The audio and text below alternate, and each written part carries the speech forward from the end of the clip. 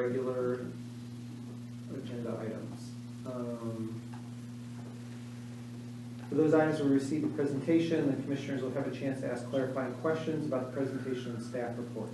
Please hold all comments and discussion until after we hear public comment. Commissioners must be open to new ideas and listen to the public comment. After public comment, we can then discuss the item and provide our comment. Jennifer, if you could please introduce the first regular item. Yeah, I'm going to hand it over to Ryan. It's going to be the Russell and Arlington design. Yeah, so this is an introduction to a roundabout design from Russell and Arlington. We've got the consultant team from GHD here to deliver the presentation. Lindsay Von Grace and Emily. Shandy, thank you. All right, well, thank you so much for letting us come and chat with you today. I'm going to walk through just a little bit about this project, but before we get started, just a little update on where we are in the project process. So we were contracted with the city a few months ago, and we're really just beginning this process. And so what you'll see on the screen today is a representation of graphics that we put together for our proposal in response to the request for proposals put out by the city. We are here to hear your thoughts, to hear your values, what you think is important for this intersection, not only Russell and Arlington, but also at Eisenhower and the mid-block crosswalk. The illustrations that you see are really just a starting point as a time to talk about what some trade-offs are, what some challenges are, what we're faced with as designers as far as meeting certain standards and certain criteria. And then the next step will be we'll go back and actually put our pens to paper or our fingers to mouses and come up with a 10% design. And then once we've got that 10% design, which is really just high-level, two-dimensional layout of what the intersection will look like, we'll have more discussion, more dialogue, and then we'll eventually go to 30%, then 60%, and ultimately 90%. Before we came to you, we wanted to make sure that we had some ground information. So in the meantime, we have gone out and done a topographic survey of the project area, so we know some of the constraints, the right-of-way, all of that. We also did a preliminary environmental assessment, so going out and looking to see if there's any potential jurisdictional waters of the U.S., waters of the state, which there are none. Looking at the trees, the health of the trees, looking at any potential for sensitive species, sensitive habitats, and sensitive noise receptors as well. So with that, next slide, right? So this is essentially the project boundary shown here in white. We looked at where we thought the logical termini could be. Logical termini is a very important word as we look at the environmental clearance and the CEQA. So where can we start and stop this project that makes sense? And so we expanded past Eisenhower Street because we are implementing part of the road diet. And so we'll need to be able to transition back to the existing conditions that'll ultimately have the road diet in the future. But we'll have a bit of transition period through here. And then once we get into Eisenhower and leading up to Eisenhower is where we'll have the real design changes. Obviously, we're talking about the intersection at Russell and Arlington, converting that to a roundabout, and then just tying back into the existing conditions at Arlington, and then also looking at the mid-block crosswalk that's right about here, and then transitioning back to the existing conditions. We did take a look at if a signal would work at the Russell and Arlington intersection, and unfortunately, based on our analysis, that's the other thing we did before we came here to talk to you today. We did updated traffic counts, bike counts, and ped counts, and a traffic signal just will not work with the configuration of the roadway. It doesn't provide the needed improvements for multimodal use, and it has a lot more conflicts than the proposed roundabout. So next slide, please. All right, so as we started looking at this, when we put together our concepts for the proposal, we really wanted to have, and these are in alphabetical order, so priority order, but just alphabetical. We wanted a balanced design for cyclists, pedestrians, and vehicles, balance the many stakeholders with competing interests, connect to the existing UC Davis trail system, implementing part of the Reimagine Russell Corridor Vision Plan, maintain modes of traffic during construction, with the reconfiguration here, how do we keep cars moving during construction, placemaking opportunities that includes adding additional green infrastructure, landscaping, that kind of thing, placemaking in the center of the roundabout as well, protect the natural environment to the maximum extent that we can, and then provide safe solutions for all roadway users. And that is what kind of went into our thought concept as we go through these alternatives. Next slide, Ryan. So we'll look first at the Arlington and Russell intersection. Now, when we look at this intersection, you can go ahead and go to the next slide. What we wanted to look at was roundabouts with separated bikeways, which is essentially the Dutch concept. Now, how we apply the Dutch concept in a way that works with our California Vehicle Code and our regulations is a bit different. So this just looks at a few different elements of roundabouts with separated bikeways. This is not this project, this is a different intersection that you're seeing here. So we don't have the 2 lanes and all of that with this intersection. But we wanted to make sure that we have separated bicycle and pedestrian crossings, but also be mindful of the pedestrian and cyclist mixing zones. So as the 2 modes are coming together, making sure that we're not introducing conflicts of pedestrians getting in the way of cyclists. Yield lines for bicyclists at pedestrian crossings as they come about. And then 3 is the channelized islands to separate modes and help the visually impaired. So you'll notice the kind of the offset crosswalks. That's important for those that are visually impaired in order for them to be able to hear the difference between a circulating vehicle, a circulating cyclist, approaching cyclist, or an exiting cyclist, so they know when it's safe to cross either the street or the bikeway. Channelized island to separate modes and help, oh, I already said that one. And then again, the separated bikeways. So continuous around the outside of the roundabout and parallel to those sidewalks. And then it's important that bicyclists do have to travel counterclockwise around the roundabout to complete the turning movements. So with that Dutch style, it is a one-way. It's not a 2-way motion. It's a one-way, similar to that of vehicles. So you're going counterclockwise around the circle. Next. So while we talk about these intersections, the raised crosswalk and Eisenhower will play a critical component of the design concept, because what we choose there will impact what we have here at these intersections. If we do the raised intersection and the raised crosswalk, that provides added speed reduction with that raised, almost like speed hump type of treatment. Then so you don't have to speed or slow down speeds as much for the roundabout. If we don't do that and we just do different treatments that don't have the raised element, then the speed reduction leading up to the roundabout is incredibly important. So this roundabout is a single lane, obviously, and it will be designed so that a passenger vehicle, a standard car, ignoring all striping, all yield signs, just going as fast as they can through that intersection. The fastest that they can go is 25 miles per hour. So while the posted speed limit is 35, we know that the prevailing speeds are 45, so speed reduction does need to happen, and traffic calming needs to happen on this intersection. But according to the roundabout design guidelines put out by the Federal Highway Administration, it's called the fast path design, is 25 miles an hour, and that's ignoring all striping, and it's controlled by the curves that you see there. And so it requires driving and maneuvering through those roundabouts.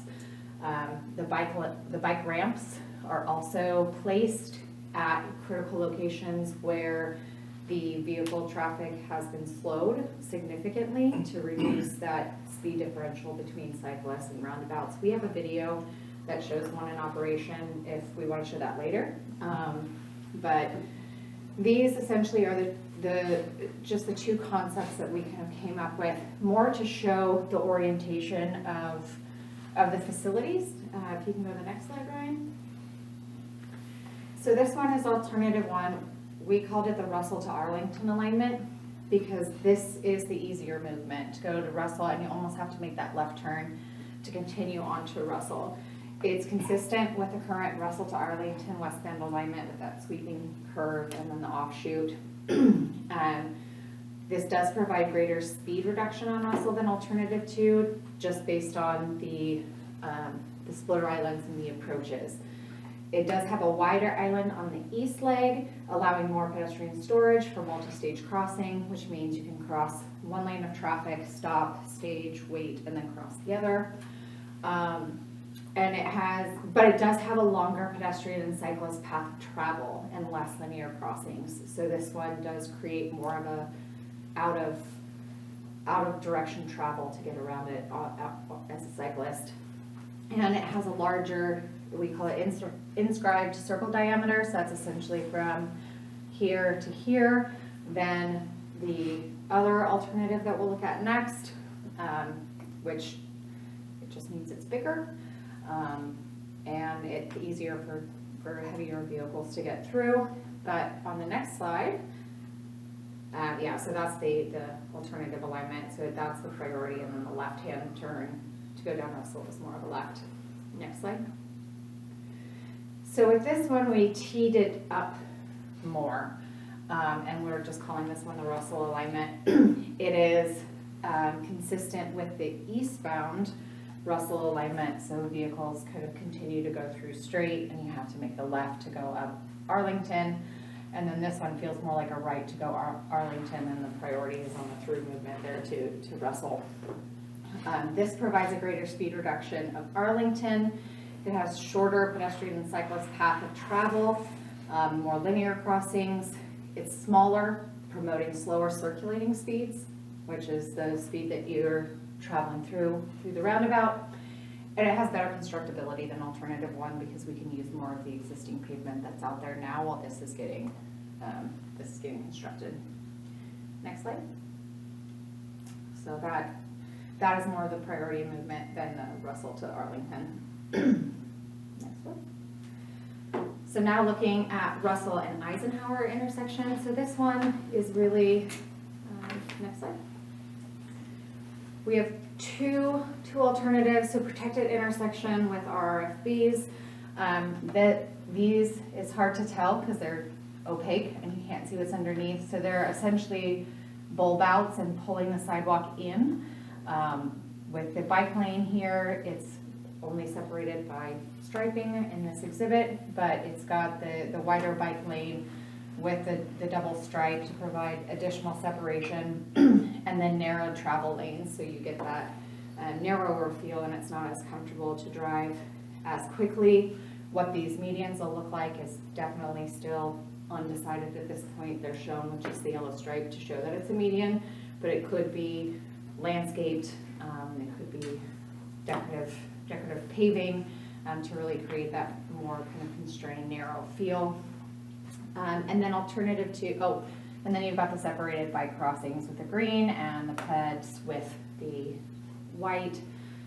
And it's ultimately a lot shorter crossing than what's out there today. Then alternative 2 has the same concepts, but we're introducing a raised intersection. And so what that looks like is you're driving over a speed table or like an elevated crosswalk. You just come up, go through the intersection, and come back down. And that will require our vehicles to slow down ahead of that, so additional signing and striping so drivers know that that's coming will be needed. Next slide. And then we did just put the note, as I said earlier, while it's 35 mile an hour posted speed limit, the prevailing speeds are about 45 miles an hour, which really tells us that we have to do something more to slow vehicles down. which is what we're proposing here with the road diet, the narrower lanes, just really getting people to not speed so much. Next one, Ryan. All right, and so this is just an example. RFBs, enhance safety over nothing. We know that you don't have to push them to cross the street. A lot of people choose not to activate them. They're not as visible during the day. But signalizing, this intersection doesn't meet signal warrants based on the volume coming out of Eisenhower. It's relatively low cost, and then the road diet extending past Eisenhower requires drivers to slow to prepare for the upcoming roundabout. So where this median is, right off this screen, you'll notice in the exhibits, we've got a curve that forces drivers to go up and turn and slow down. Next one. And then the raised intersection. So this is an example of a raised, not protected, and no pavement texture, but it just kind of gives you a little bit of a glimpse of what that would look like. So my preference would be to have the raising happen before the pedestrian crosswalk rather than after it, because we want them to slow for the pedestrians, not after. This is in FHWA's handbook, and I've given them the feedback this week that they need to update this photo. And they said, when you construct this, send me the photo and we'll update the manual. I was like, all right.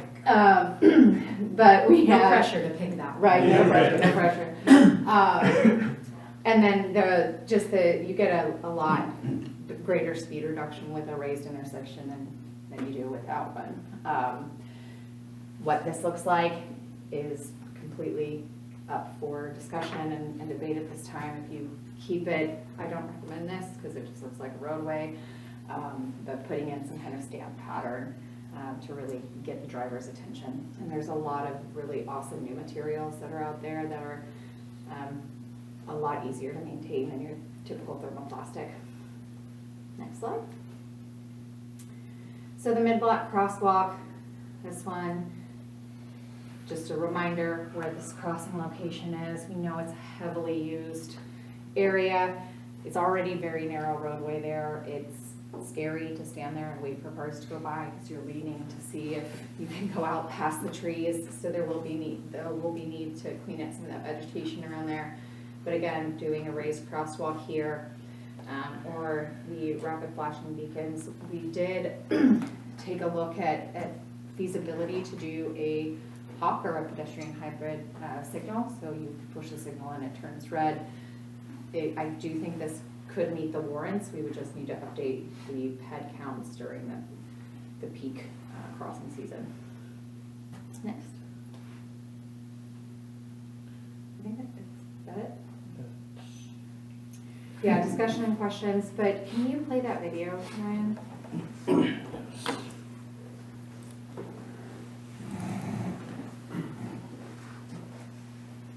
So this is a video of a roundabout that,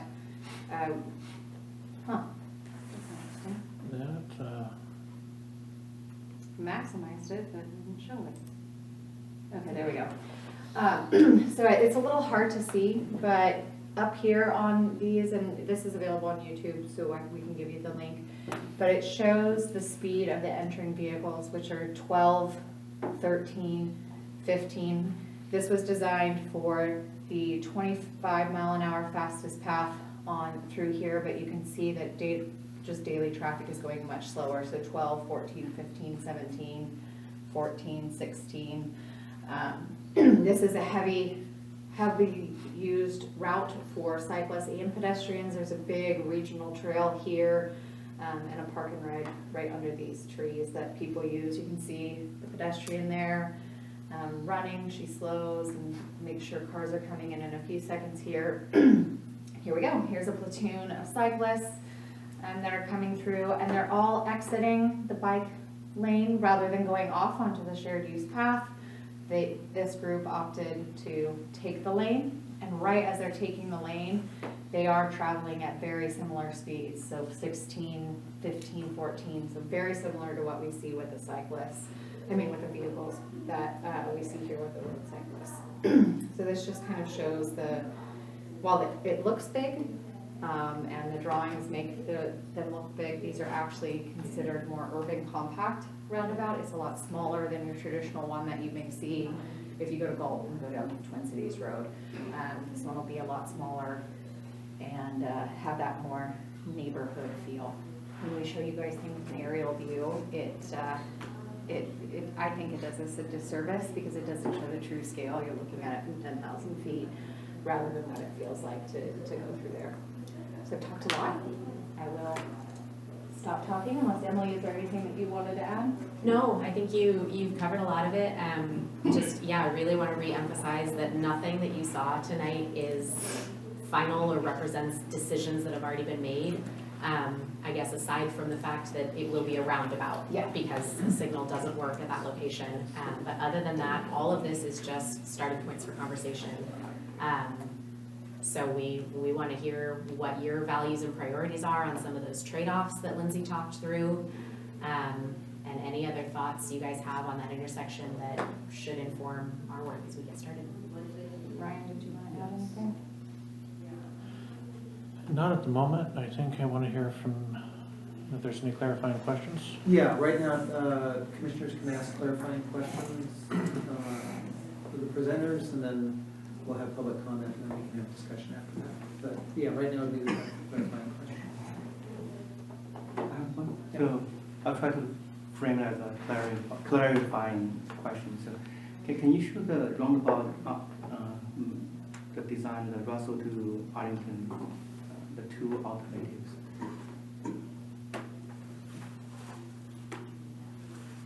Either one is fine. So this only shows roundabout and the cyclers pass. Didn't show any change to the pedestrian sidewalk. It does. It's hard to see. So this, we know this whole piece of sidewalk here is, there's trees, there's impediments. It's not ADA, but once you come up here, this is a separate pedestrian crossing, and this is a separate cyclist. So the cyclist would come through here and go this way, and pedestrians would come up, connect, and either come this way on the sidewalk or go this way and eventually cross. So here there will be like a yield, and then pedestrians go this way along the outside and cyclists stay along the inside. We did not put a parallel path this way for cyclists wanting to get off the roundabout and go through here. But if that's something you'd like to explore, we could. It would result in the removal of the existing trees. And then you can see we've got some lime green trees that just signifies some replanting, and then this is all replanting area. So for changes to the pedestrian facilities, right, really it's those new crossings so that pedestrians can circulate around the intersection more easily, because right now it's kind of a nightmare if you're walking out in that way. But we haven't included at this point or thought about actually extending new sidewalks up any of those side streets, if that's what you're asking about. Yes. That's, Oh, that's beyond the scope of this particular that's- project. Is that next step, or is that? Are you talking about on Russell or up Arlington? So, yeah, yes. Yeah, You know, so- on that side, there's missing sidewalks. Yeah, there is missing sidewalks through here. That is beyond the scope of this project. So, yeah. Logical termini, where do you end it? How do you end it? But Ryan, Yeah, I is don't know if that? Ryan has thoughts, but yeah, in terms of this project, you at least have a crossing from that corner in both directions as a pedestrian, so you're not stranded there because there's no sidewalk. You could cross to the other side and continue where there is sidewalk. I don't know if the city has plans in the future to do sidewalk on that west side. So I don't have a project that's looking at that. It does dovetail with a project I'm working on to do some bus stop accessibility on that side. Currently, we have bus stops that don't have sidewalks or bus pads in front of Village Farms there. And so there will be a proposal to do some of those pieces. It's gonna be a future project. We're gonna have to secure funding from somewhere to do it. But it wasn't really part of the scope of what this was, which was really the intersection proper, coming up with a design that works, doing some speed control and dealing with the crossings on Russell and Eisenhower and then the mid-block to the west. Okay. I'm not a designer, so my question was like, if we're going to add sidewalk on that side, does that change any of your like roundabout size or like, No. in the future? No. No. The space is enough. And that's the kind Yeah. of thing that we think about when we do go through this design, because we know it makes sense to have sidewalk there in the future. We know that the city will do that when there's an opportunity for it. And so we'll make sure that nothing we do on that corner would prevent that in the Okay. future, and Yeah. that there is kind of that landing space for pedestrians that it could tie into, and then you're right there at all the crossings. Right, so what this doesn't show, right here is a bike ramp, so this is essentially the bike lane, this should be green. And this won't all be painted green, we just did it to highlight it for the image, so you can see where bikes and peds would go. But here we will construct, continue to construct the bike access onto this pathway, but then the pedestrian path would go around behind it. We won't include it, we won't build it, but it will be there, or it will be able to be constructed in the future. Okay. So neither of these two designs will prevent any future sidewalk extension. Correct. They're equal. So Yeah. yeah, that's my question. Thank you. I had one question. You had mentioned about the offset sidewalks, no, but neither of these designs use offset sidewalks for the pedestrian crossings? Good catch. Yes, that, in this concept, they don't, but I would recommend that we do. What we do is we try to get them completely parallel with the crossings, so this one, because we've got the arch coming in, would kind of have that V and come down more this way. And then same here, this one's not a perpendicular crossing, so we would have it V and come up and come perpendicular.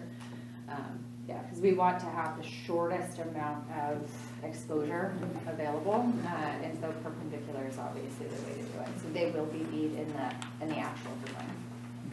And then, one other question I had was, you talked about placemaking opportunities for these. Is there anything in particular, other than just the green space, that you're exploring? I mean, any sort of entry features, or, I mean, it's part of the whole Russell? Yeah, we do have within our contract, visualization, and, our landscape architectures do a lot of that placemaking and, opportunities for public art, and so that is something that we'll explore. It's not set at all. We have identified the areas. So we've got this whole area here that's currently pavement that we can open up. We've got this big area here that's pavement that we can open up, and then over in this area as well, and then we're pulling the roadway up, so there'll be a lot more in here that we can do. So there's a lot of opportunity. What that looks like is completely up to the city and the community. A lot of times, if there's a desire to do a community-led public art installation, what we'll do is create a pad for it, and then you can put that in the future. No matter what we do, we always put in conduit for future lighting, and all of that. So if that does come in the future, it'll get put in. If the city wants us to do it as part of our contract, we definitely can. If you've gone to Galt and seen the roundabouts with the statues of the birds and the bird watching family, that was something our in-house landscape architects designed. If you're familiar with Rockland, the fake granite that's out there when you get off of Rockland, our landscape architecture designed those as well. So yeah, the world is the oyster, I guess I would say, in here. It's just money. I think, again, that's part of the point of this evening's meeting, is to hear from you. Is public art and Gateway something that's important to you? And if so, then that gets fed into our process. Right now, we're at the beginning, so everything is open, and we need to know what is important and what should be included and what you do want prioritized as we start to sift through all of this and make these decisions. You mentioned traffic counts for pedestrians and cars. What were the boundaries of that? Did you look at, presumably, what we're looking at, but also kind of the mid-block crossing as well as Eisenhower? Yes, yeah, so we did look at Eisenhower and the mid-block. The counts were more focused on turning counts here in order to determine if this is the right size, and then to do the signal analysis as well. But we also pulled data from various sources that I will have to talk to my traffic engineer about to get historical data on bikes and peds through the area as well. So we've got a lot of data on the mid-block, Eisenhower, and here, but we went out and collected new counts. And when were those counts done? Roughly? October? Yeah, last fall, we waited until UC Davis was back in session and tried to steer away from holiday weekends. And when you were doing the traffic counts, did you also do speed assessments? No, we did not. I have the prevailing speed data that was presented here was part of the speed limit updates we did in 2022. So that data was collected beginning of that year. And this is more for Ryan. Are there plans to look at similar data around Portage Bay, which is just outside the terminus of this item? Not part of this project. It's something that we can definitely look at. I mean, and I think that probably ties in a little bit better with item 3 on our regular agenda when we start talking about the crosswalk policy. Sure. Okay. Yeah, that was it. Thank you. Quick question on alternative 2. So I see the note here in the presentation, like that it provides more opportunity for a potential 4th leg. And I know in some of the past, reimagined Russell discussions the city's had, there's been some discussion of a potential busway in the future that would connect Russell to West Village. So is that something but I'm just, could you provide more insight on are there specific proposals out there for that, or is it just something where there are some ideas out there and then there'll be more discussion in the future? There's nothing specific out there. There's been no discussions about what or if access is needed there, whether it would be just a transit access, it would be some sort of a driveway for ag access or something else. When the traffic analysis was done for the build-out scenario to come up with what our future volumes would be, intentionally that leg was not looked at, and it was assumed that there would be minimal to no development on that parcel, at least for the purposes of this analysis. Thank you. I have one other clarifying question. So I'm assuming for the analysis on both of these alternatives, and that it was looked at the type of truck traffic that typically goes through here and emergency vehicles, and these all provide adequate passageway for those? Yes, so these are concepts, but at our 10% design level, that's one thing that we will do is truck turning templates, and so we'll use the standard trucks that are permissible on these roads and make sure that they can make all movements. And then fire equipment will make sure that it can make all movements as well. With the larger trucks, they will navigate and can use this truck apron, so the trailer can ride up on it, but the buses cannot. So the buses will need to navigate through, no one likes to be on a bus and bouncing back and forth.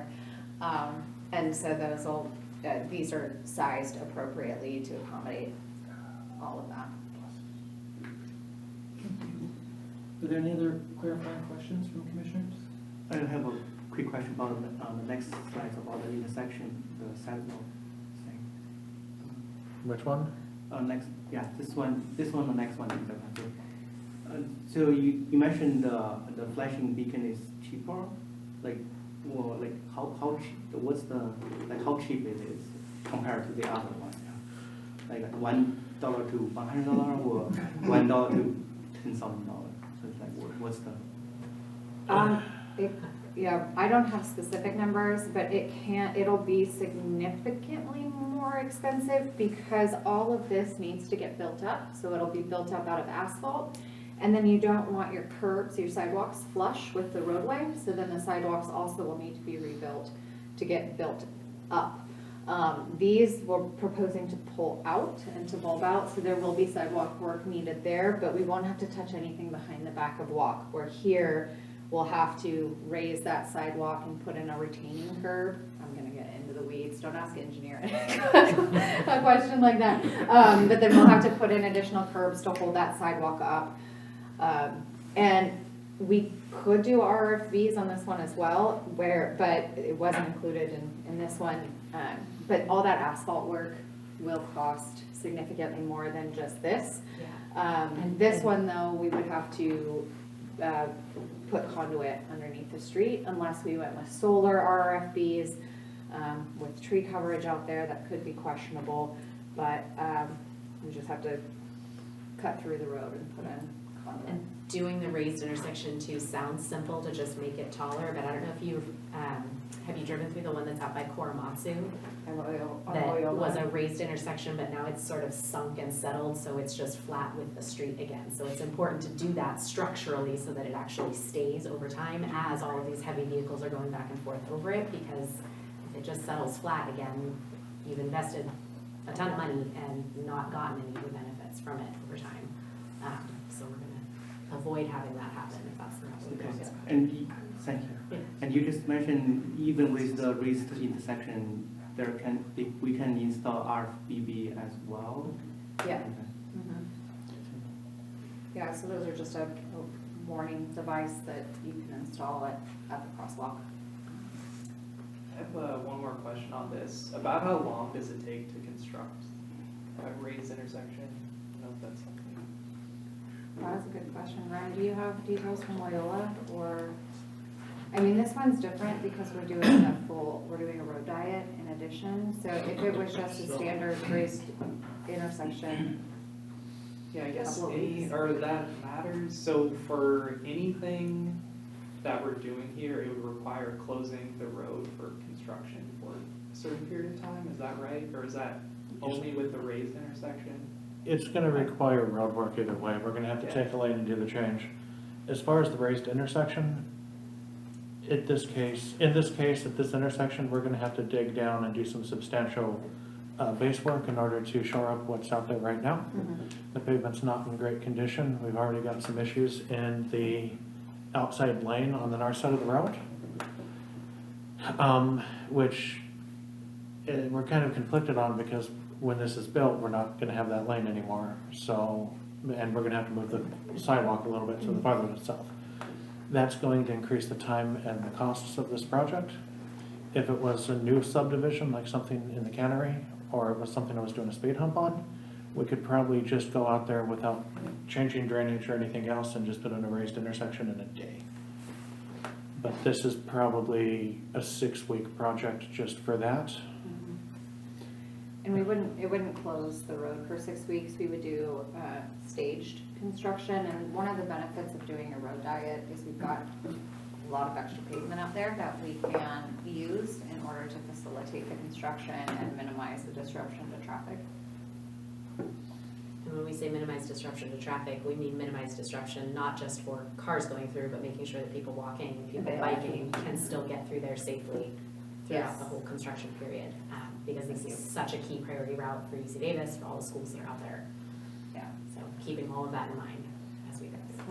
When I say traffic, I mean human beings, no matter what form of transportation they use. That's something we talked about at TRB, is coming up with a different word for traffic, because it's not just cars that we need to move, it's people.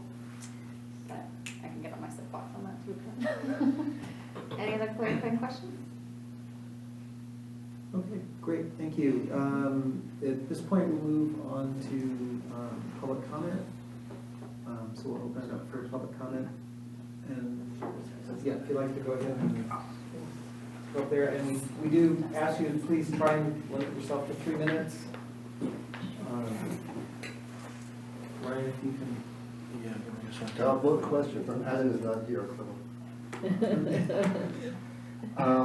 You kind of answered one of them, for there is an apron which is mountable.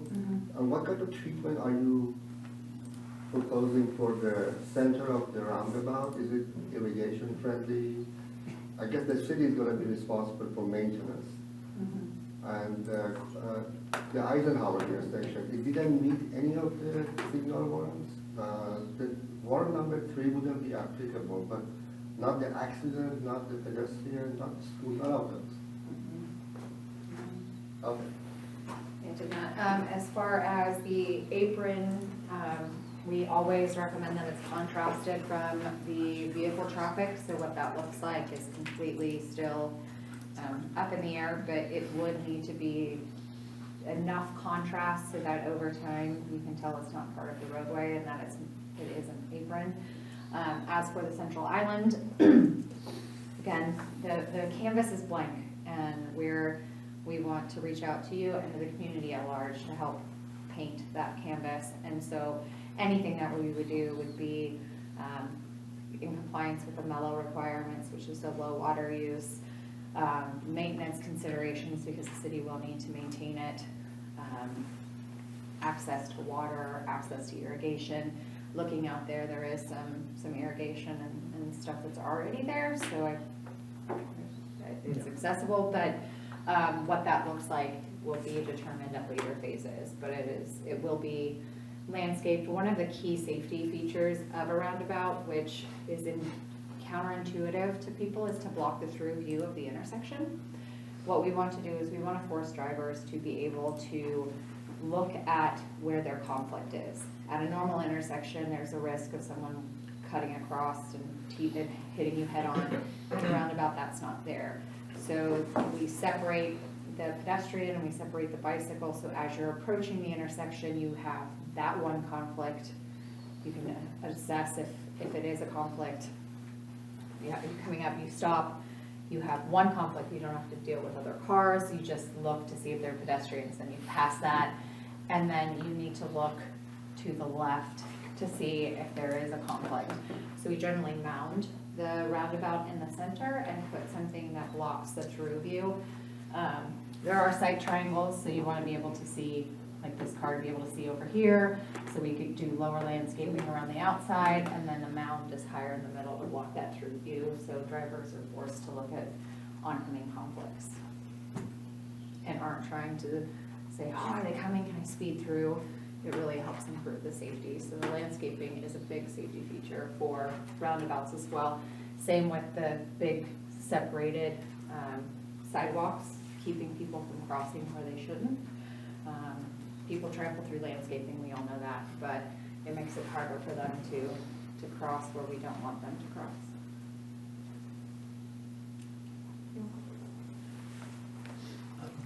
Yeah, hi, can you leave that up, Ryan? I'm Certainly. Anthony Palmier. I wrote some of you I wrote the commission an email with another concept that we at Mike Davis had looked at. There seems to be some confusion as to the authorship of that, but we know the person was Dutch. It was either Yauke, a grad student here, or Maurice from Bike Minded.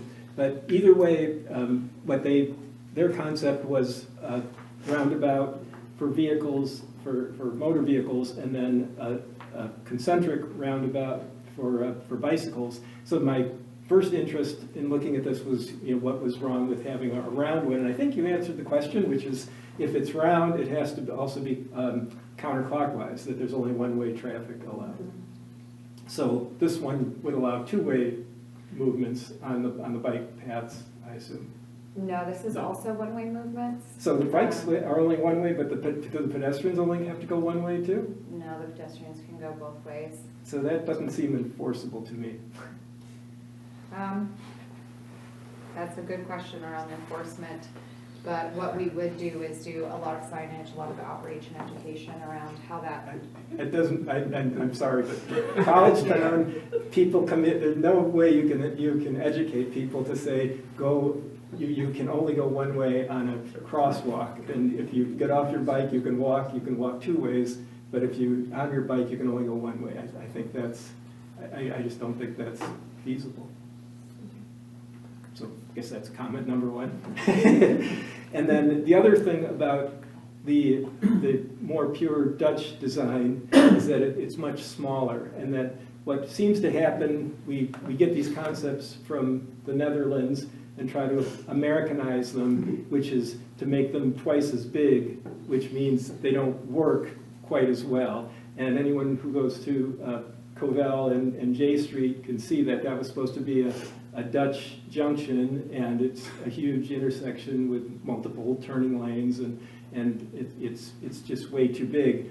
And I think we want to minimize the size of the roundabout, whether, and I think having, I mean, just the way the scale looks here, I mean, if these two parallel lanes with the crosswalk and the bike lane, that's like a 20, I know it's not to scale, it's just a concept, but that's like 20 feet wide, a 12-foot crosswalk and an 8-foot bike lane.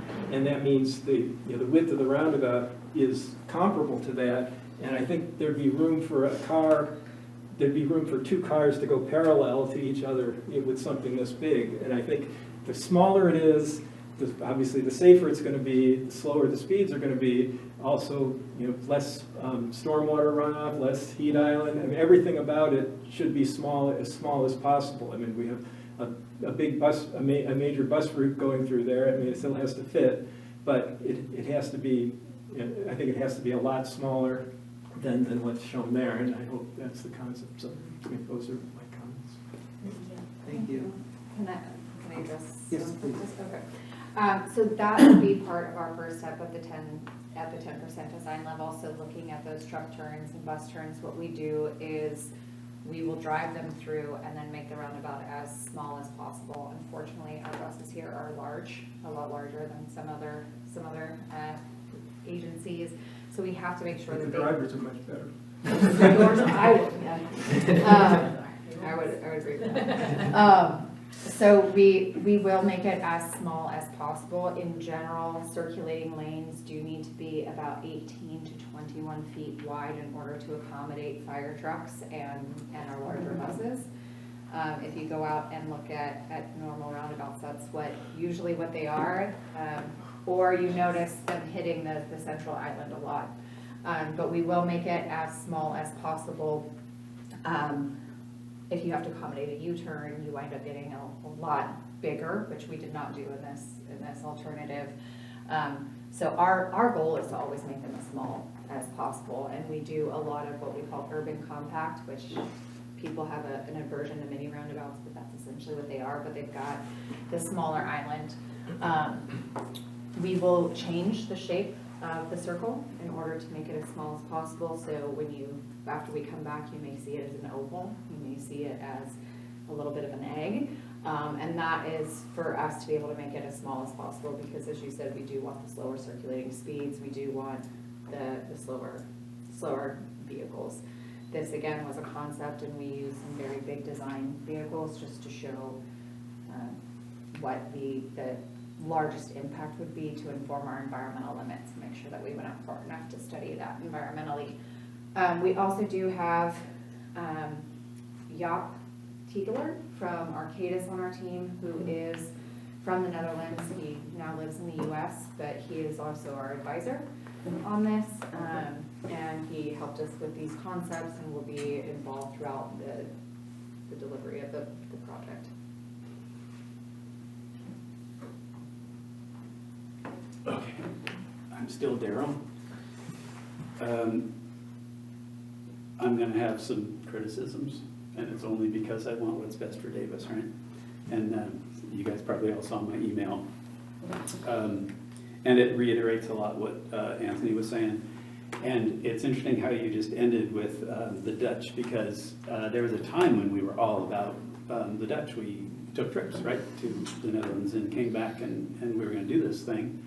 And the Crow manual, I'm hoping everybody has the Crow manual, right? Mm-hmm. Okay, so we seem to be, creeping out of this ideal to Americanize things, like Anthony was saying. And it's tough because we want to comply with the laws, and I'm a little bit too familiar with the limitations on MUTCD, which has thankfully changed recently, and our California laws. But at a certain point, when do we start pushing things like Davis used to do, building things without people saying it was okay, and maybe being contrite later, but taking bold steps and making what we really want, instead of saying, oh, you know best, because they don't know best. So it concerns me when I hear comparing it to a normal round or a regular standard roundabout, because we shouldn't even be considering that part of it. We should take chances and ask for forgiveness later is my big advice. I could get into the weeds in this all day, and I'm gonna try not to. My big overview is, of course, smallest and slowest, just like Anthony was saying. And I can't believe that a fire truck has to worry about bumping over the center thing. So I can't imagine that we need to make it big for fire trucks. Nobody knows more about buses, the size of them, et cetera, than Anthony does. I don't know if he's been properly introduced. So, you know, if we make this thing faster because of the buses and the trucks, we've kind of lost. I want to go back to the raised intersection. I suggest never using flashing beacons. They are distracting. They require maintenance. They require somebody to press it, and then there's a liability thing. Well, he crossed without pressing it. We hit him. It's his fault. He didn't press it. They're not so visible in the daylight, and they distract. You're looking at the flashing beacon instead of the person that you don't want to hit. I never want to talk about cars and what they have to worry about hitting. How about my conflict when I go through this thing is the cars themselves. So the people in the cars, yeah, they have a lot to deal with, but I don't want to have to deal with cars because they can kill me. Shark's teeth. This is something that it would be a bold statement because I know we're not supposed to do it, but shark's teeth in front of the first crossing here, shark's teeth in front of the first crossing here, even if it's bicycles. I know that's forbidden. Let's do it. That's something that can be taken off later if we really get in trouble. Let's do the right thing. Did you see it on the Lafayette one, the video I showed? I did. I didn't see them in all the right places. Yeah, we did optical bars. And instead of, we did shark's teeth on the crossings and optical bars to help make drivers feel they're driving faster than they really are. Interesting. So stuff on the pavement is, that's where you're looking. You're not with the flashing beacon signs. Don't do anything with signs, make it obvious. People are going to go where it's most convenient, whether you're on a bike or a pedestrian. So a pedestrian not going this way is almost zero chance to go like this and like this. Not gonna happen. This thing making a bigger circle, I think makes a heck of a lot more sense here. It's not a T intersection. Let's optimize for the people who are not in cars. And we need a word for that, by the way. Bikes and peds, I can't stand it because there's so much more than that. It's everyone who's not in a car is a category that we're trying to put up here. And I know I've probably gone way over 3 minutes. I would love to be in the weeds on this. I will stop there to make sure. Oh, counts. Let me say one thing about counts. When we do counts, it always bothers me. So we have a terrible situation, and then we want to see how many pedestrians are using it, so we make decisions on whether we should put in better pedestrian facilities. They're not crossing it because it's terrible. So it's a really weird thing to base new infrastructure on counts where there's crappy infrastructure. All right, I'll stop there, but I am happy to talk further on it. Thank you. All right, I'll do the last one and I'll try to be sufficient. Good evening, Jeffrey Brochet, last of Mike Davis to be speaking tonight. First off, thank you for the awesome preliminary work. No small feat to take something that is very car-oriented and try to eschew it into something that is bicycle and pedestrian-oriented. The main comments that I want to say is, why are we not exploring vertical delineation in the intersection itself? I think slowing more folks down as they approach from both eastbound and westbound directions is super important. I think under that, why is the design speed at 25? That still is fast enough to be super harmful for anyone who's walking or biking. There's this phrase out in active transportation, 20 is plenty. I think we should really strive to lower that design speed as much as we can, as possible. I understand emergency services may require faster things. However, 20 is plenty. At Eisenhower, I understand the idea of raising that, but I think we should also explore how a hawk crossing could better serve that intersection. I understand the thoughts that people do not stop to activate RRFBs, but also there are auto activation technologies out there in the world. I used to live in the Bay Area, and the Ohlone Trail has these near the El Cerrito del Norte station. You just roll past it and the lights start flashing. Can we explore that with a hawk crossing? Why don't we explore a hawk crossing? Going back to what Daryl just said, they're not using it because it's dangerous. So if we can stop the cars, not just encourage them to slow, we'll probably get much better pedestrian activities. I think the last thing I want to say, and this kind of skews us into our next thing, but vertical delineation works.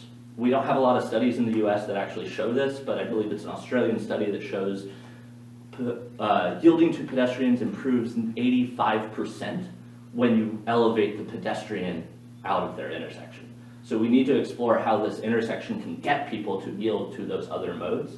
So please, let's raise the intersection and properly signal the pedestrian crossings ahead of this. And please road diet all of Russell, but this is a great start. Thank you. So can I just ask a clarifying question? Yeah. When you say the vertical delineation, if we made these all raised crosswalks? Yeah, raise the whole Yeah. thing. Raise the whole thing. When in doubt, raise it. Yeah, we definitely do that at a lot of roundabouts, is raise it, and it slows down certain things, speeds sufficiently, significantly. I'll need to have a discussion with emergency responders. Please hear.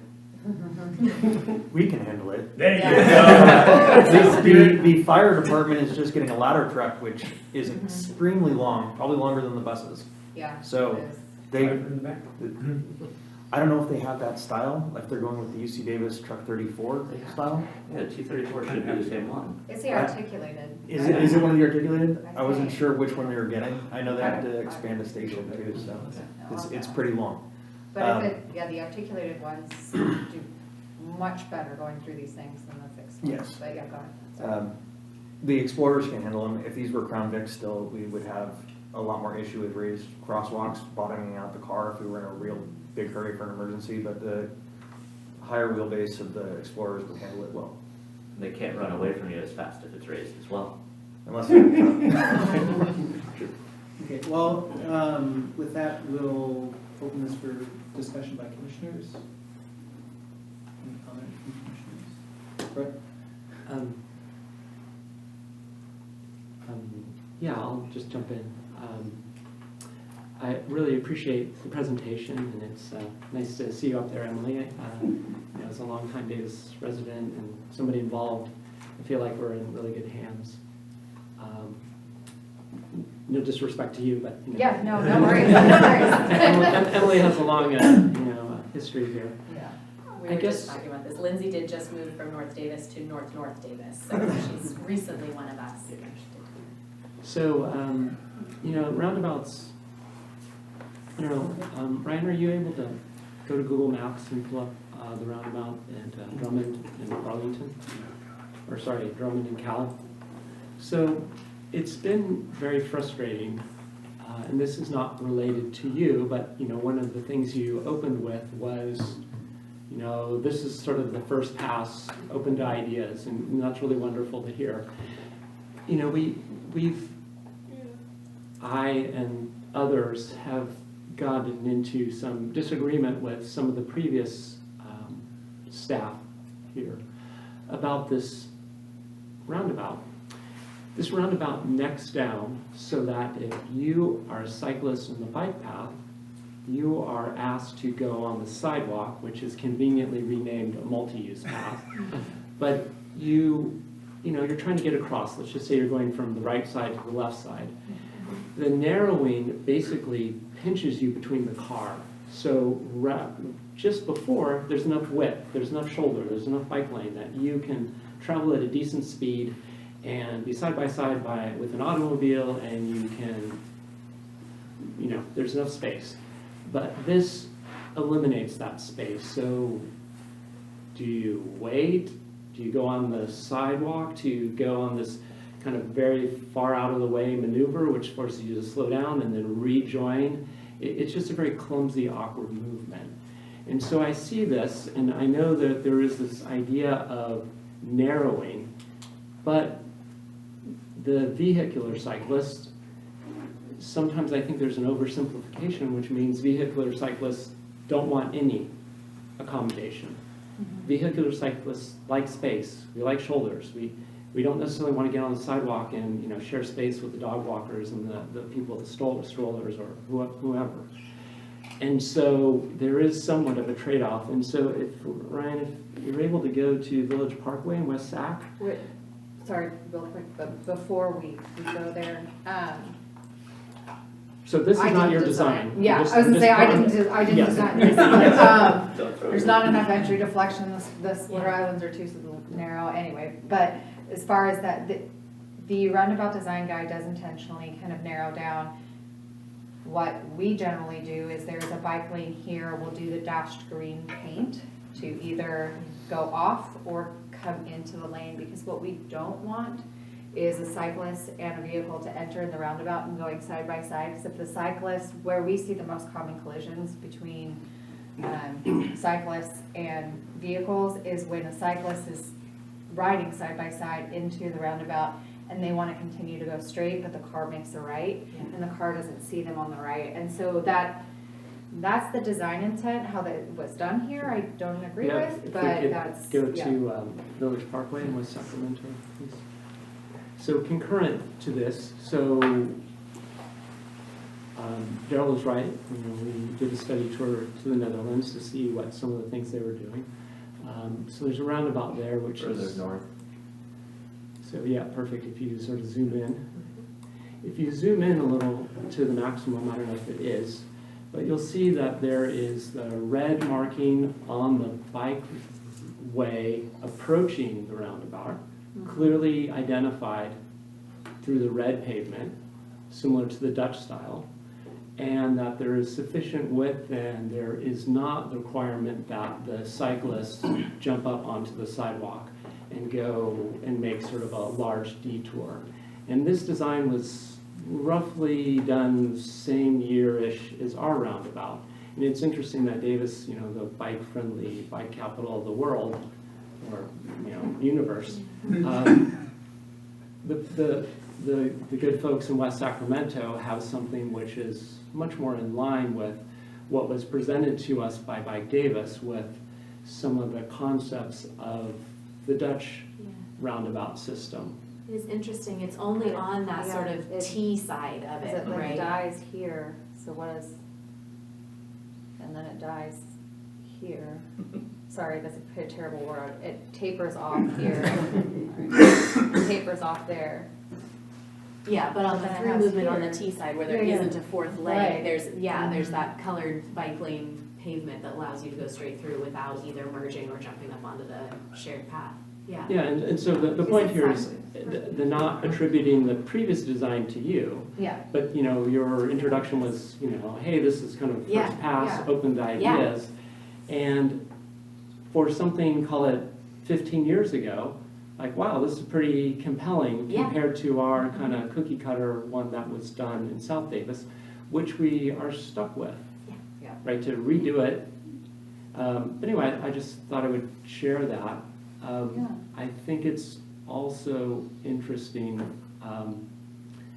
it would be interesting to see where the pedestrian and cycling traffic is generated from, because on your concepts, I think those crossings perhaps will have the lion's share of cyclist and pedestrian traffic. And as such, in our next item that comes up, it shows that the Hawk system has a 7 or 8% higher compliance Yeah. with vehicles yielding to pedestrians compared to the rapid rectangular flashing beacon. And I happen to cross by California, the rapid rectangular flashing beacon. And I don't use that when I walk my dogs because I see the cars blow through that. And it's 7 or 8% additional compliance may not sound like a lot, but I make the extra effort to go to Oak. And so it would be interesting to see, to the point being, like, if you prioritize where people are closest to, that maybe it would be warranted to enhance the improvements in those areas. Because when I look at Russell and Arlington, I don't see a lot of the traffic generated there. I see them moving from other places and they happen to move there. Sure. But for instance, Portage Bay, the mid-block crossing, those are sort of the natural collection points from neighborhoods wanting to get to the Russell bike path. And so it would be interesting to look into that and perhaps emphasize those as the safe spots for people to cross. As a safer crossing spots, yeah. Can I ask a question? So for, I know you mentioned Hawks, and they've got about an 8% better driver behavior, but the wigwag, I think of the Hawk throws people off. Would the city be open to doing a true signal, like a pedestrian signal, red, yellow, green, rather than the Hawk? Personally, my preference is to go that way because the education on the Hawk has not been great. It hasn't been widely adopted in the region, but doing the traditional red, yellow, green signal head at a mid-block crossing is widely used in, well, the cities around us, especially the cities on the other side of the causeway. Yeah. Yeah, and I mean, even here, when they put in, as part of the Fifth Street Road diet, the yellow beacon in front of the firehouse, cars stop at that still Yeah. every now and Everybody, then. yeah. They'll see it flashing yellow there and go, what does that mean? What am I My supposed to son's do? father got T-boned. Yeah, so If I yeah, could- those. If I could just respond, like, Yeah. yeah, that would be wonderful, that in the, the signal can just be, Like a normal signal, Yeah. but activated by PEDs, and so Yeah. the PEDs push the button and it triggers the yellow, yeah. red. It just rests on green if there's. Yeah. If As I there's no said, demand, yeah. when walking my dog, I go to Oak and wait and cross it and signal, and the compliance there is much, much higher, Much higher, yeah. so. And then we also signalize, if we're talking, I wouldn't recommend doing like a PED signal or a Hawk at all 5 locations, but if we did either just the roundabouts or the mid-block and Russell, then you get that compliance, or we could do Russell and Arlington on either side of and essentially signalize the entrance on the roundabout. Can I ask? That can be confusing though with a red, yellow, green. Can I ask a question as well? Sorry, just as we're talking about trade-offs here. Sorry, trying to right? grill you. No, I know. Quiz me on Davis. No. Yeah. So I love the idea of thinking about using a full signal, especially for that mid-block crossing. As we think about trade-offs, though, and the idea of prioritizing the bicycle and pedestrian movements through that crosswalk, one trade-off of full signal is that a bicyclist or pedestrian would have to stop and wait for that signal to go yellow and then red for the cars before they're given the clear to go across. So is that, sort of delay or interruption to the continuous bike and ped movement something that's acceptable in exchange for that higher yielding potentially? Just something to think about. Interested to hear your thoughts on that kind of trade-off as we think through these options. Yeah, so I don't think we have enough information in terms of the origin points of the pedestrians and cyclists. Sure. The way the one at Oak used to work but it's changed recently, I'm not sure why. You used to press the button and it would immediately turn green for the pedestrians.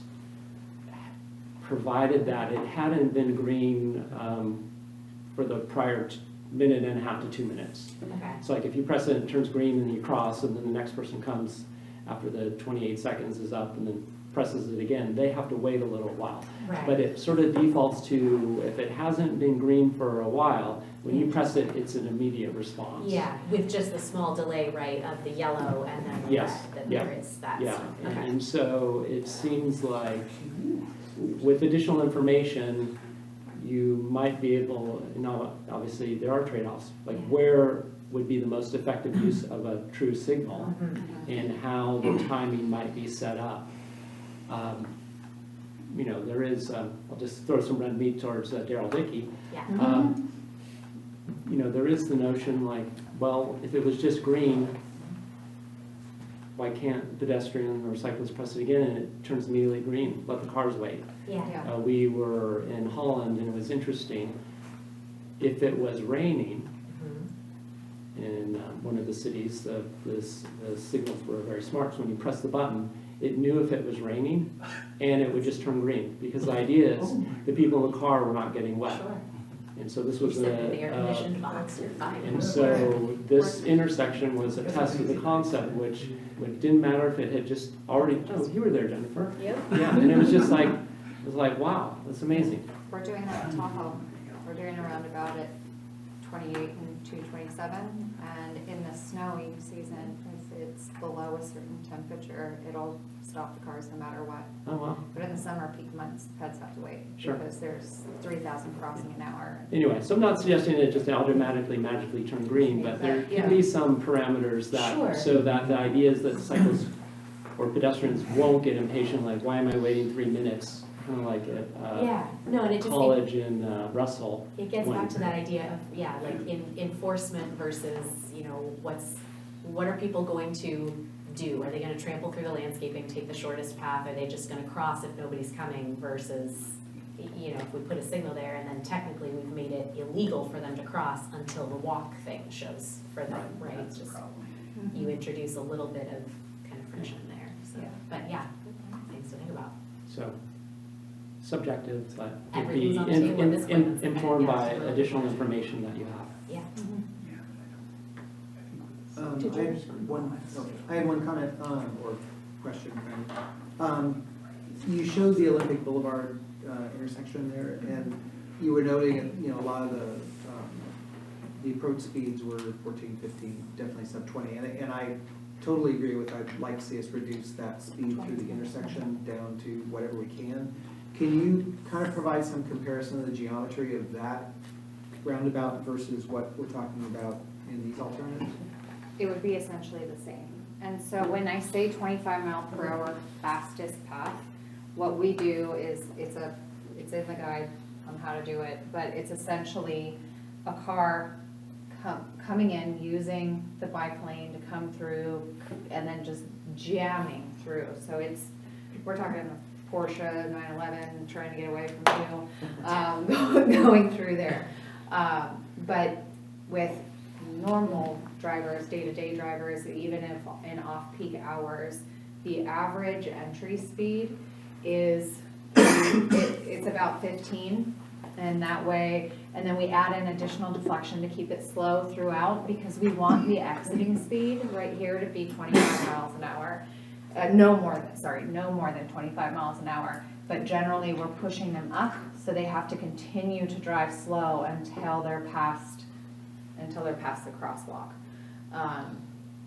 And that's why the crosswalks are also set back. It's set back 1 car length, so that a vehicle can stop here and wait without getting hit. But it also provides safer and less exposure to non-motorized users by having that separation. And still being within the deflection, so cars still have to, we make them wiggle through it. Did I answer your question? Yeah, no, like I said, I do agree, I'd like to see, you know, definitely making sure that we've got a geometry in there that does reduce the speed to the degree that we can. And we generally, what we'll do is we'll post, you know, you've got your 30 mile an hour speed limit that's black and white, which is enforceable. Then we'll do the roundabout ahead sign with, and it's up to the city what speed limit you want to put. I recommend 15 mile an hour advisory speed, and that way you're telling folks to go, you know, you should be traveling through here at 15, and reinforcing that on each approach lane, the 15. And it'll be even more critical to really change the perspective of the driver coming up from here, because it's more rural, you're going faster, yes, it's narrower, but cueing the driver that they're coming into something different and they need to slow down, they need to pay attention. There are crossings, the mid-block crosswalk will help do that, but then continuing that through so they don't go through that and then just speed right back up. We want to make sure that they slow for that and continue to stay slow as they come into the city.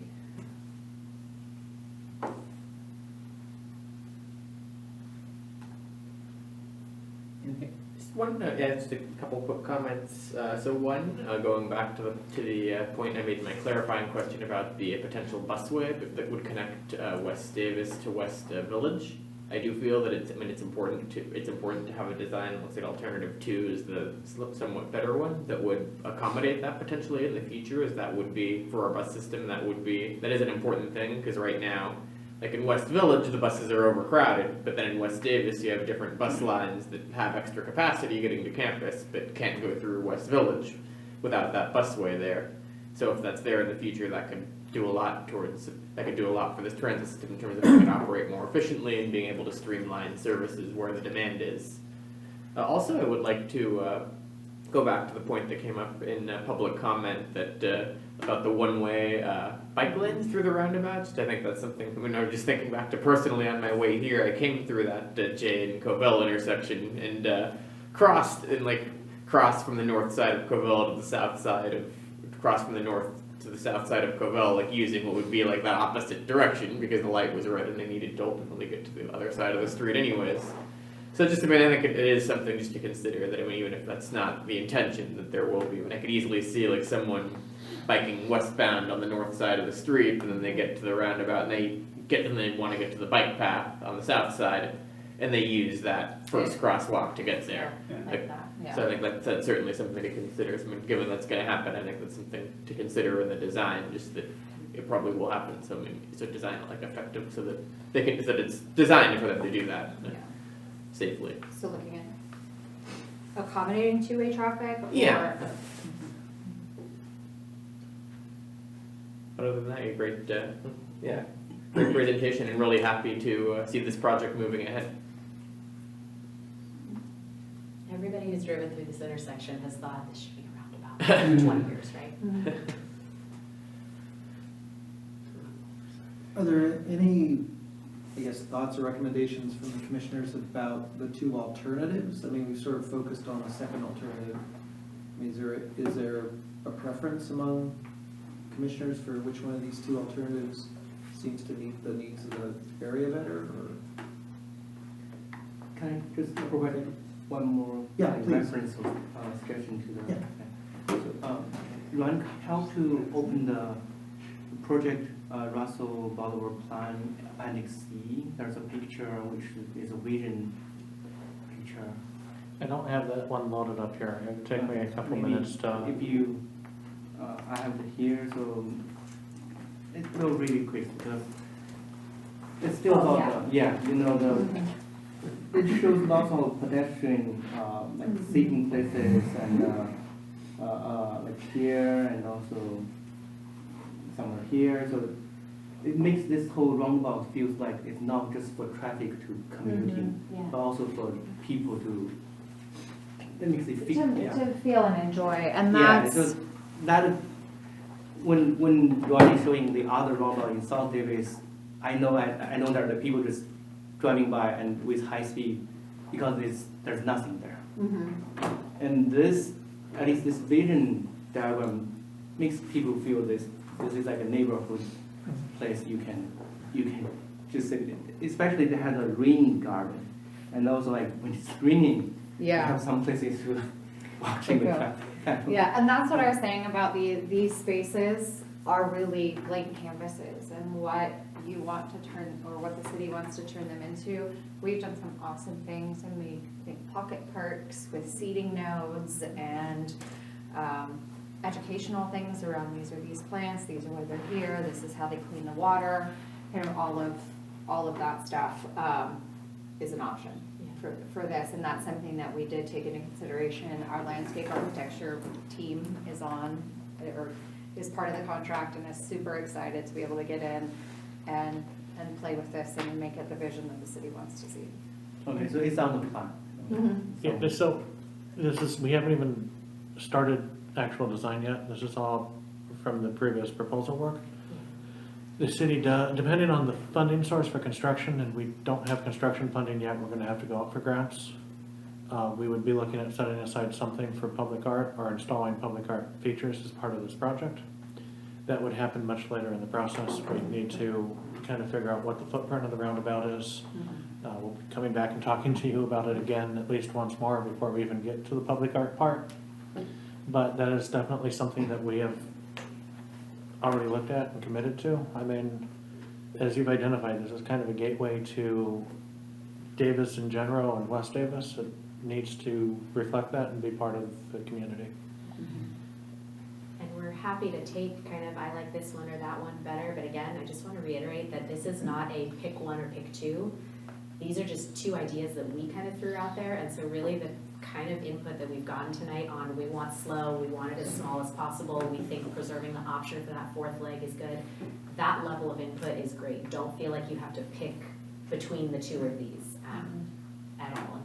And please tell your friends about this project and tell them to email the project team. Don't tell them they have to pick one or two either though. The, So yeah, happy to have your thoughts. No, I mean, with, one comment that I had, from what you were saying is, with all this, one of the big priorities that I can think of is just slowing the traffic on Russell. Yeah. I'd imagine those prevailing speeds are a lot higher than Arlington. Those are probably not slow either, but, yeah. and With these, that's just the first thing that comes to my mind with looking at all these. I've crossed here before and, yeah, the cars go fast. So curbing that is definitely a big priority. I took a video that I showed Brian of me standing in the crosswalk and the cars just zoom, zoom, zoom. part of the, part of the reason this proposal is set up like it is because we all agree that managing speeds on Russell is key. And it can't just happen at this intersection. We have to go back. We need to start stepping speeds down before we even get here. Which is why the limits expanded as far as they did, so we could do that.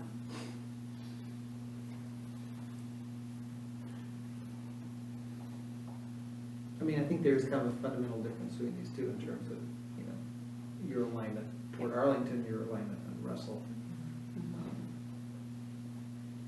Yeah, and this one, the reason we did is, you know, as you drive out there today, this feels like the natural movement, so we kind of kept that. Or the other one really reoriented it so that the Russell is the through movement. You have to make almost the right to go up Arlington. We did have one other question for you guys. On both alternatives, we come in, and it was brought up in public comment as well, where you come into the T here, and so this is a UC owned by UC Davis, not owned by the city, so our proposal is not to touch it. But would you feel it would be advantageous to keep that connection to the trail, but also maybe add one in that comes through here, and kind of goes back to wherever there's no bike lane there, but or do a bike ramp and have it come through and then come back on here?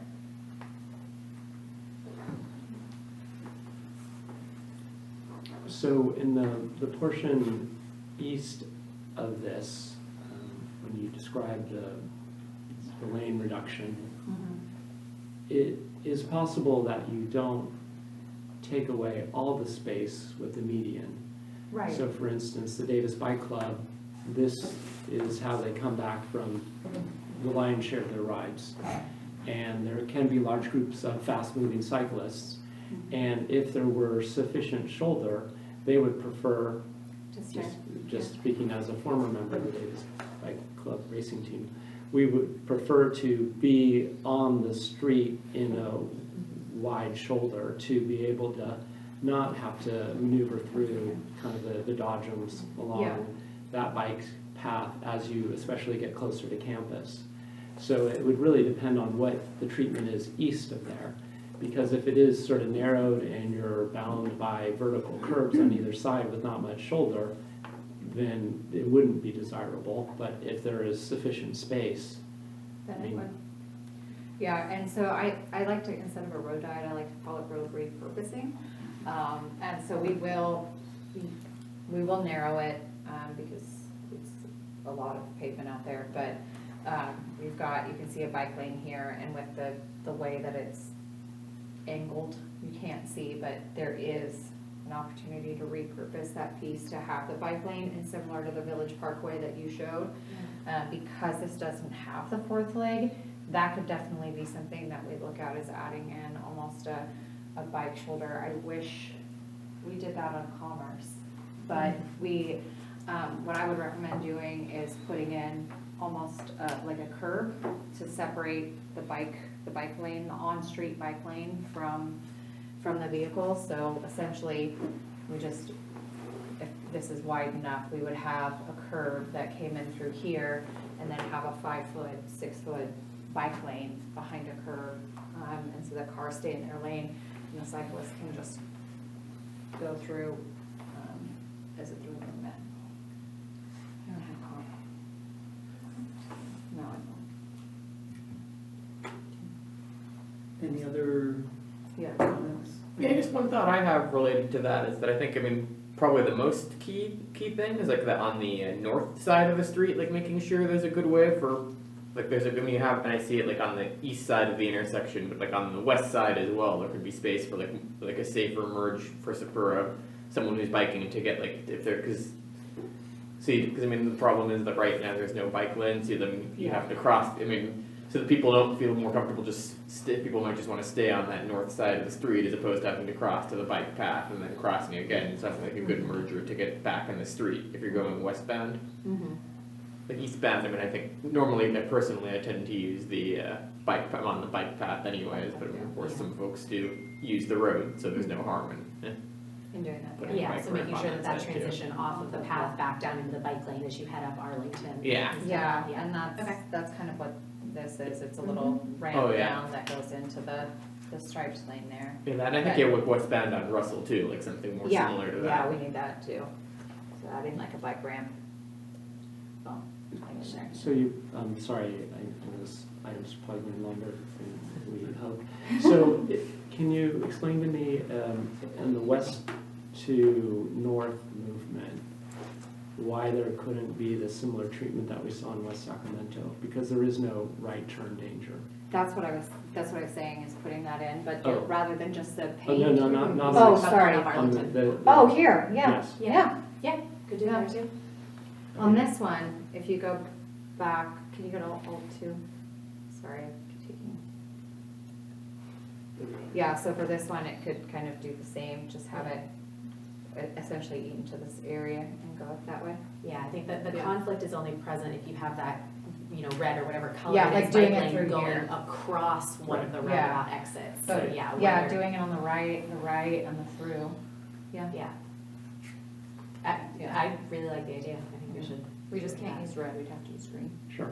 I mean, it just seems like at Russell and Eisenhower, if you create that treatment, anybody going westbound, that might be their preferred Their preferred spot to route. join the bike, Yeah. the Russell bike path. But again, who knows? We got lots of things to, We do, but Think about. that's the phase that we're in, is all of the ideas that we'll go back and. yeah, sift it would through. be, there's the elementary school, junior high, And you know, all of those, yeah. kind of, and so it's just a nice, smooth, easy way for people to move. Okay, is there anything else, or? So thank you for the presentation, and thank you for answering the questions this evening, that's great, and I look forward to seeing more of this. You will, you'll see more of us. We'll be doing community, like full community meetings as well. That'll be focused on the project, so this will not be the last time you see us. Don't accost me if you see me in the Nugget or the farmer's market, if you don't like it. Right? That's how we roll. Yeah, right. No, but thank you so much for your time Yeah, today. We really appreciate enjoyed the it. conversation, and I'm sure we'll be getting back with Ryan, and you'll see some updates. Yeah. Great job. Great. Thank you. Okay, with that, we'll move on.